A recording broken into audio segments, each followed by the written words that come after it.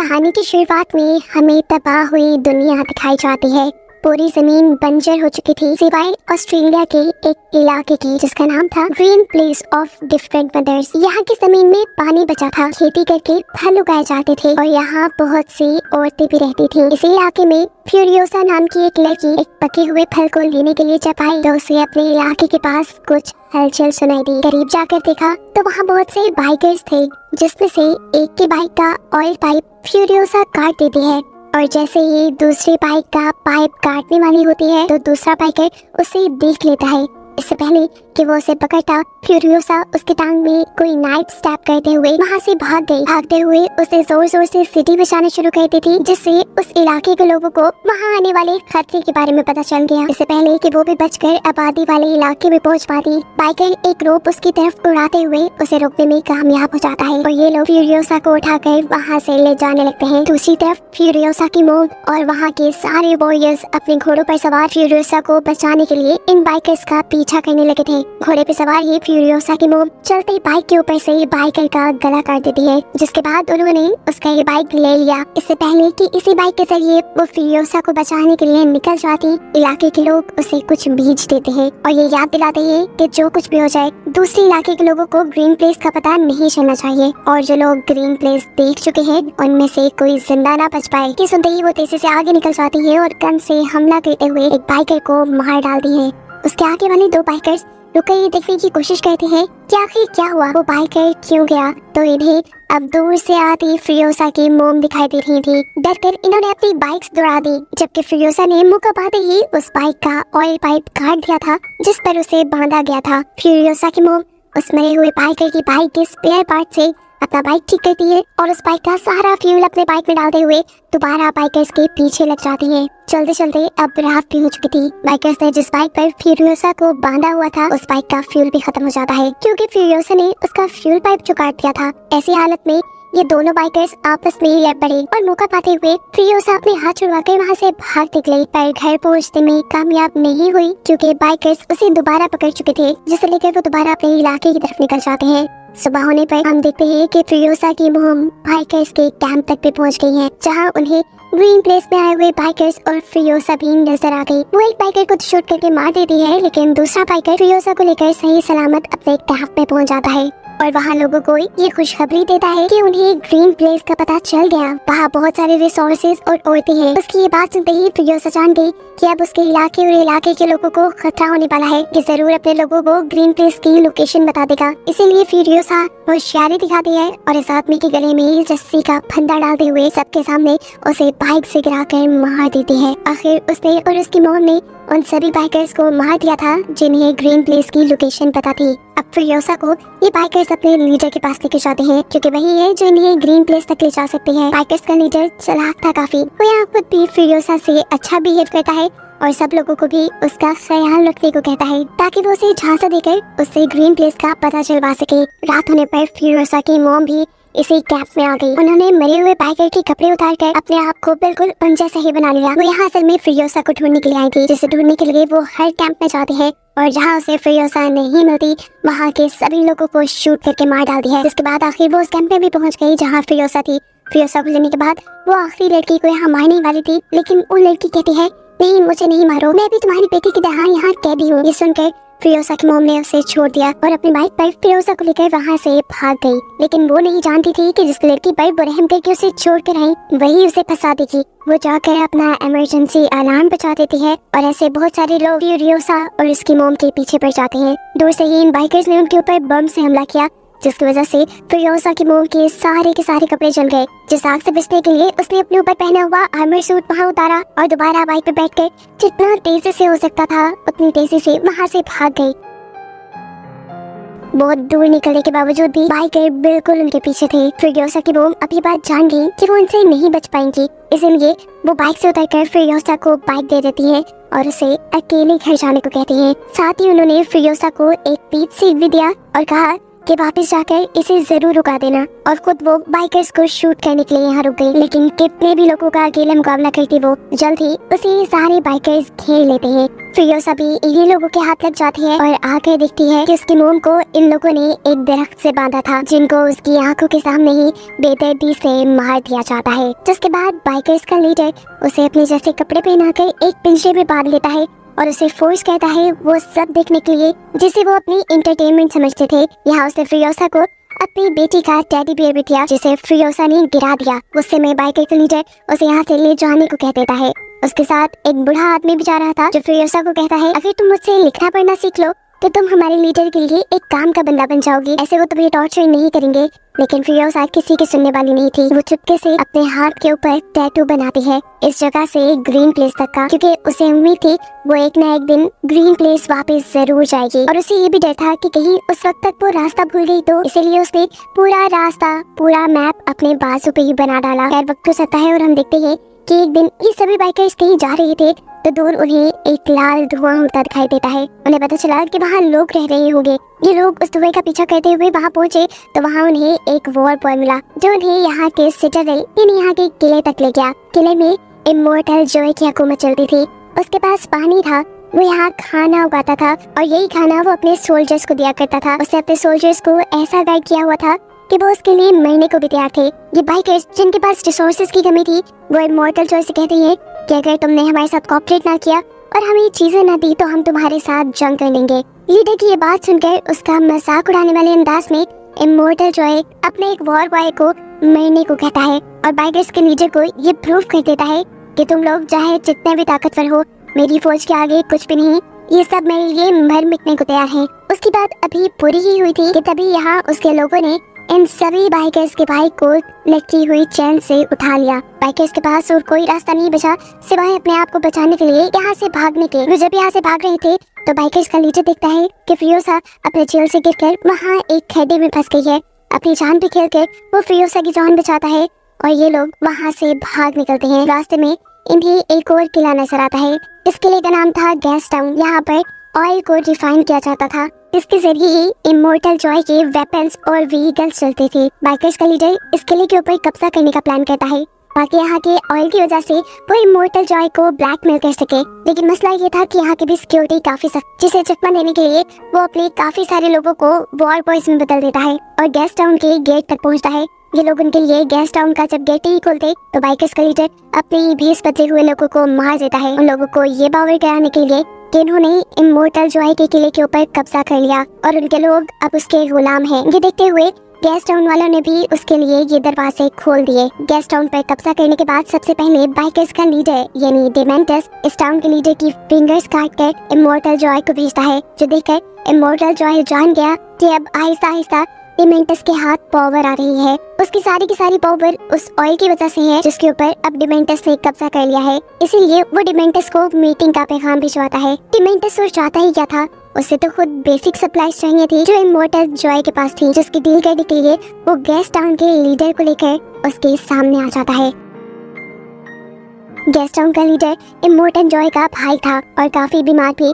उसके बॉडी के कई फंक्शंस उसके जिस्म पे लगी मशीन्स के जरिए होते थे। डिमेंटस इमोर्टल जॉय को ब्लैकमेल करने के लिए उसके भाई को इसी मशीन के जरिए पहले टॉर्चर करता है और फिर जान से ही मार डालता है। जिसके बाद उसने इमोर्टल जॉय से कहा, मैंने पूरे गैस टाउन के अंदर बॉम्ब लगा दिए हैं, जिन बॉम्ब्स को एक्टिवेट या डिसेबल करने का तरीका सिर्फ मुझे ही पता है। अगर तो तुम अपने गैस टाउन को बचाना चाहते हो तो सीधी तरह मुझे गैस टाउन का लीडर बना दो, नहीं तो तुम्हारे हाथ तुम्हारा गैस टाउन भी नहीं रहेगा। वो जब ये बात कर रहा था तो इमोर्टल जॉय की नजर फिरोसा पे थी। इमोर्टल जॉय कहता है, ठीक है मैं गैस टाउन तुम्हारे नाम कर दूंगा, पर इसके बदले मुझे तुम्हारी बेटी और एक बाइकर चाहिए। फिरोसा इमोर्टल जॉय की बात करते हुए कहती है, मैं इसकी बेटी नहीं हूँ, इन्होंने मेरी मॉम को मारकर मुझे किडनैप किया है। फिरोसा की इस बात से डिमेंटस को भी गुस्सा आ गया। वो उसके हाथ से अपनी बेटी का टॉय ले लेता है और उसे इम्पोर्टेंट जॉय के हवाले करके यहाँ से चला जाता है। फिरोसा को अब ऐसी जगह ले जाया गया जहाँ पर इमोर्टल जॉय की बहुत सी बीवियाँ रहती थी। फिरोसा भी अब इनकी तरह ही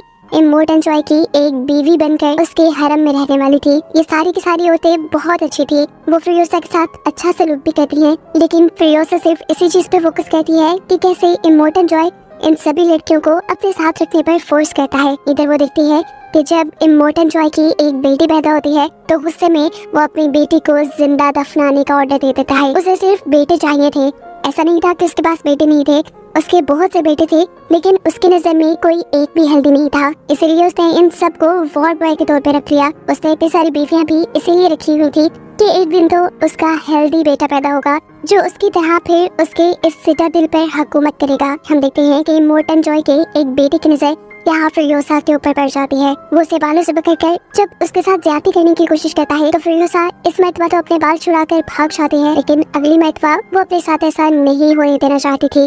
वो जानती थी कि ये लड़का उसे दोबारा तंग करेगा, इसीलिए उसने अपने सारे बालों को उतारकर नेट और वैक्स के जरिए एक विग बना ली। इस टाइम हम देखते हैं कि उसके पास उसकी मोम का दिया पीच सीड भी था जो उसने आज तक संभाल के रखा था। अगले मिनट बाद जब दोबारा वो लड़का फ्यूरियोसा को तंग करने के लिए आया और उसने उसके बाल पकड़े तो फ्यूरियोसा अपने विग को उसके हाथों में छोड़कर वहाँ से भाग गई। वो लड़का भी उसे ढूंढने के लिए उसके पीछे भागता है, लेकिन दरमियान में उसे अपना ही भाई बन जाता है जो उसे पूछता है, तुम यहाँ क्या कर रही हो? इस लड़की के पास कोई जवाब नहीं था। वो अपने हाथ में पकड़ी हुई फ्यूरियोसा की विग भी वहाँ फेंक चुका था क्योंकि उसे डर था कि कहीं उसके डैड उसे देखकर उसको सजा न सुना दे। खैर वो यहाँ फ्यूरियोसा को ढूंढने की कोशिश तो बहुत करता है, लेकिन फ्यूरियोसा मिलती नहीं क्योंकि वो यहाँ अपने आप को एक लड़के की तरह बना चुकी थी। ऐसे उसने अपनी इज्जत भी बचा ली और उसे सिटाडेल के अंदर काम भी मिल गया। उछलने कूदने में तो वो बहुत तेज थी, इसीलिए उसे काम भी आ गया था इमोर्टल जॉय की बड़ी बड़ी मशीन्स के अंदर चेन्स को फिट करने का। वक्त गुजरता है और हम देखते हैं कि 15 साल बाद अब फ्यूरियोसा बड़ी हो चुकी है। कोई भी उसे पहचान नहीं पाया कि वो लड़की है, वो भी इसलिए क्योंकि आज तक फ्यूरियोसा ने गूंगा बनने का नाटक किया और साथ ही इमोर्टल जॉय के वो सारे रिचुअल्स पूरे किए जिसके जरिए उसे यकीन आ गया कि फ्यूरियोसा भी उसके लिए लॉयल है। इस मर्तबा इमोर्टल जॉय इन्हें एक बड़ी सी ड्रिल बनाने का काम देता है जो कि किसी भी चीज को आसानी से तबाह कर सकती थी। ये लोग ऐसी ही एक मशीन बनाने में कामयाब हो भी जाते हैं जिसे ये लोग एक ट्रक के साथ अटैच करके जैसे ही उसे पहली टेस्ट ड्राइव के लिए बाहर लेकर जाते हैं तो इसके ऊपर डिमेंटस के लोग हमला कर देते हैं। डिमेंटस के लोग पैराशूट्स के जरिए इस मशीन पर और वॉर बॉयज के ऊपर बॉम्ब से हमला करते हैं। जैक जो कि इस ट्रक को ड्राइव कर रहा था वो ये ट्रक रोकता नहीं बल्कि चलाता रहता है। डिमेंटस के लोग इस ट्रक के ऊपर भी हमला कर देते हैं जिसकी वजह से इस ट्रक में एक मेजर फॉल्ट आ चुका था। इस वक्त फ्यूरियोसा बहादुरी दिखाती है और चलते ट्रक के नीचे जाकर उस फॉल्ट को ठीक करने की कोशिश करती है ताकि जैक इस ट्रक को तेजी से यहाँ से भगाकर ले जा सके, पर उसकी ये कोशिश नाकाम करने के लिए डिमेंटस का एक आदमी भी ट्रक के नीचे आ गया। वो ट्रक के नीचे एक बॉम्ब प्लेस कर रहा था। फ्यूरियोसा न सिर्फ उसे लड़ती है बल्कि उसे मारकर गिराते हुए वो उसका बॉम्ब भी अपने ट्रक से डालने पर कामयाब हो चुकी थी। इसके बाद वो ट्रक का फॉल्ट ठीक करते हुए ट्रक के अंदर भी आ गई। ट्रक के बाहर की तरफ डिमेंटस के बाइकर अभी भी वॉर बॉयज को मार रहे थे और जब वॉर बॉय डिमेंटस के छोटे से ट्रक पर हमला करता है तो उस ट्रक का एक्सीडेंट होकर वो ट्रक विग ट्रक से टकरा गया जिसकी वजह से फ्यूरियोसा को झटका लगा और उसके सर पे लगी हैट उतर गई। उसके उड़ते हुए बाल देखकर जैक के सामने उसका राज खुल गया कि वो एक लड़की है। ये लोग अभी अपनी जंग के ऊपर ध्यान देते हैं और फ्यूरियोसा तीर से हमला करते हुए उड़ने वाले बाइकर्स को मारने में कामयाब हो जाती है। अपने दुश्मनों को खत्म करने के बाद उसने जैक को गन पॉइंट पे ले लिया क्योंकि वो जानती थी कि जैक अब उसके लिए मसला खड़ा कर देगा। लेकिन यहाँ जैक उसे कहता है, तुम एक अच्छी वॉरियर हो और मुझे इस चीज से फर्क नहीं पड़ता कि तुम्हारा जेंडर कौन सा है। हमें काम दिया गया है इस रिग को कंट्रोल करने का और मैं चाहता हूँ कि तुम एक टीम मेंबर की तरह इसमें मेरा साथ दो। फ्यूरियोसा मान जाती है और ये लोग इसी रिग ट्रक को लेकर गैस टाउन के अंदर पहुंचते हैं जहाँ काफी सालों बाद डिमेंटस फ्यूरियोसा को देख रहा था, लेकिन अब वो काफी बड़ी हो चुकी थी इसलिए डिमेंटस ने उसे पहचाना नहीं। पता चलता है कि डिमेंटस के पास ऑयल की सप्लाईज खत्म हो गई है जिसके बदले में वो दूसरी सप्लाईज इमोर्टल जॉय से लेता था। वो यहाँ जैक से कहता है कि मेरी इसी तरह इमोर्टल जॉय से मीटिंग करवा दो। जैक मान जाता है लेकिन वो बिना ऑयल इन्हें कोई सप्लाई देने को तैयार नहीं था, इसलिए ये सारे बाइकर्स उनके ऊपर हमला कर देते हैं और सारा फूड चुराने लग जाते हैं जिसे बचाने के लिए फ्यूरियोसा अपना ट्रक लेकर यहाँ से बाहर निकल जाती है और जैक उन लोगों को मारने लग जाता है जो उनके ट्रक के पास आने की कोशिश कर रहे थे। खैर ये लोग अब बचते बचाते वापिस अपने सिटाडेल में पहुंच जाते हैं और इमोर्टल जॉय को डिमेंटस से मिलने का पैगाम दे देते हैं। इस सारी लड़ाई में फ्यूरियोसा को एक तीर भी लग चुका था। जैक उस तीर को उसके कंधे से बाहर निकालता है और फिर उसे स्टिचेस लगाता है। बातों ही बातों में ये लोग बहुत करीब आ गए। जैक ने उससे पूछा कि तुम्हारे पेरेंट्स की कैसे डेथ हुई थी। फ्यूरियोसा ने बताया कि उसे ये बाइकर से किडनैप करके यहाँ छोड़ गए थे। फ्यूरियोसा यहाँ पर उसे वो पीच सीट भी दिखाती है जो उसकी मोम ने उसे दिया था, जिसके बाद वो उसे अपना हाथ दिखाती है जहाँ पर ग्रीन प्लेस जाने तक का नक्शा बना था। उसे आज भी उम्मीद थी कि वो वहाँ जा सकेगी। जैक कहता है मैं वादा करता हूँ मैं कोशिश करूंगा कि तुम्हें तुम्हारी जगह तक पहुँचा दूँ। और फ्यूरियोसा कहती है मैं चाहती हूँ कि तुम भी मेरे साथ आओ। यहाँ पर इन्हें इमोर्टल जॉय का मैसेज मिलता है कि वो डिमेंटस से मीटिंग के लिए जा रहा है और इन्हें भी अपनी पूरी फोर्स तैयार करके उसके पीछे जाना होगा। जैक इस मर्तबा उसे रिग में नहीं बिठाता बल्कि एक अलग ट्रक चलाने का काम देता है, क्योंकि उसका प्लान था कि वो सबको चकमा देते हुए इसी ट्रक के जरिए ग्रीन प्लेस तक पहुंच जाएंगे। ये लोग जैसे ही गेस्ट टाउन पहुंचते हैं तो एक ट्रक पहले ही गेस्ट टाउन के अंदर जाने में कामयाब हो जाता है, जबकि फ्यूरियोसा यहीं से अपना मुंह मोड़ लेती है। वो अब इंतजार कर रही थी कि जैक भी उसके साथ आएगा, लेकिन जैक भी उसके साथ आने के बदले हवा में एक ग्रीन स्मोक छोड़ा, जिसका मतलब था वो यहाँ जंग करने के लिए वॉर बॉयज को बुला रहा था। ये देखकर फ्यूरियोसा नाराज हो गई और अकेले ही वहाँ से निकल गई।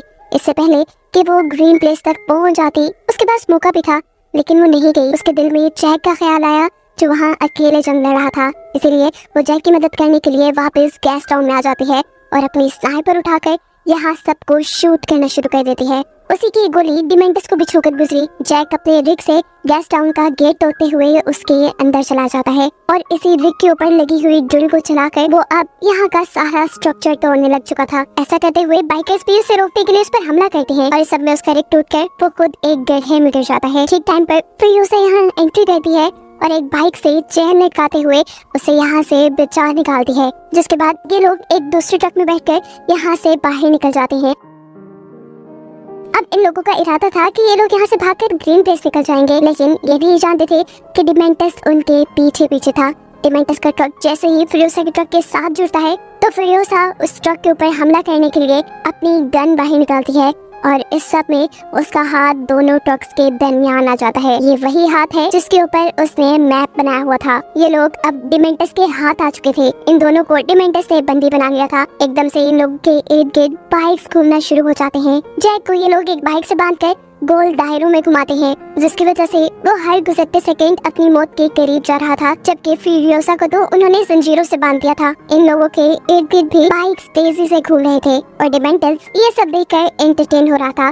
जब वो इस सारी चीजों से बोर हो जाता है तो पीछे मुड़कर फ्यूरियोसा को दिखता है, जो अब अपना कटा हुआ बाजू छोड़कर वहाँ से भाग चुकी थी। उस समय डिमेंटस उसका पीछे करने के लिए जब अपने ट्रक में बैठकर आगे बढ़ता है तो उसे पता चला कि उसके ट्रक का टायर भी फ्यूरियोसा उतार चुकी थी, जिसकी वजह से उनका एक्सीडेंट हो गया। फ्यूरियोसा जिस बाइक के जरिए यहाँ से भाग रही थी, थोड़ी दूर जाने पर उस बाइक का पेट्रोल खत्म हो जाता है और ऐसे फ्यूरियोसा को अपना आगे का सफर पैदल तय करना पड़ा। उसका बाजू बुरी तरह जख्मी था, खून निकल रहा था।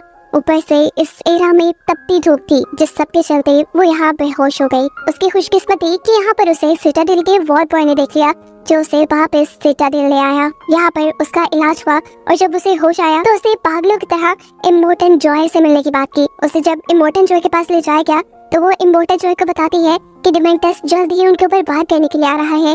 उसने गैस टाउन को भी तबाह करने का प्लान किया है और अब वो सिटाडेल को हथियाना चाहता है। इस सब के लिए इमोर्टल जॉय प्लान करता है कि वो लोग उसके गैस टाउन को तबाह करने से पहले ही वहाँ पर पहुँच जाएंगे। लेकिन इससे पहले कि डिमेंटस सिटाडेल पर हमला करे, ये लोग जाकर गैस टाउन पे हमला करने वाले थे। ये लोग जैसे ही गैस टाउन के करीब पहुँचते हैं तो डिमेंटस भी इन्हें देखकर जंग का ऐलान कर देता है। सिटाडेल और गैस टाउन के दरमियान में इन दोनों पार्टीज के दरमियान जंग शुरू हो जाती है, जो हफ्तों चली। दोनों टीम्स के लोग एक दूसरे को बुरी तरह मारते रहे और इस सब के दौरान फ्यूरियोसा ने सिटाडेल में जाकर अपना एक मैकेनिकल आर्म बना लिया और फिर एक खराब कार लिए वो दोबारा जंग के स्पॉट पे निकल गई। वहाँ जाकर वो दिखती है कि इमोर्टल जॉय के बेटे अपने व्हीकल्स और वेपन्स ठीक कर रहे थे, जहाँ से वो अपनी कार ठीक करने के लिए भी एक टायर ले लेती है। आगे जाने पर वो देखती है कि डिमेंटस और उसके बचे कुछ लोग यहाँ से बचकर अपनी जान बचाकर भाग रहे थे, जिनकी नजर भी अब फ्यूरियोसा की कार पर पड़ चुकी थी। इससे पहले कि ये लोग फ्यूरियोसा के ऊपर हमला करते, फ्यूरियोसा तेजी से कार चलाते हुए आती है और अपनी कार से इन सबको हिट करते हुए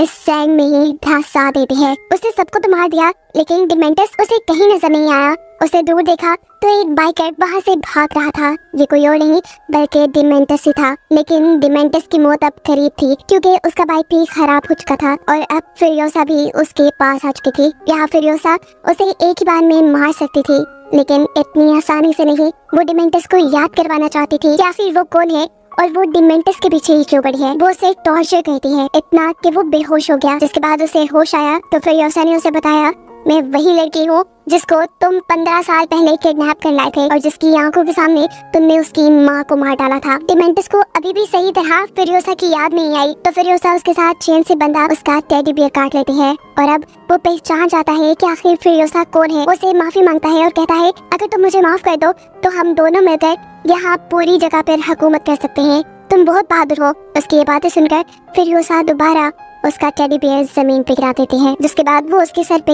गन पॉइंट कर चुकी थी। सब लोगों को लगा कि फिरोसा ने उसे मार दिया, लेकिन ऐसा नहीं था। असल में फिरोसा ने उसे जिंदा दफन कर दिया और उसके ऊपर लगा दिया अपना पीच ट्री, जिसका बीज उसे उसकी मॉम ने दिया था। जमीन ने डिमेंटस के न्यूट्रिएंट्स यानी पावर चूस के एक बहुत बड़ा सा ट्री बना दिया और उसके ऊपर एक पीच भी उगाया, जो सब डिमेंटस अपनी आंखों से देख रहा था। ये बस उसका आखिरी वक्त चल रहा था।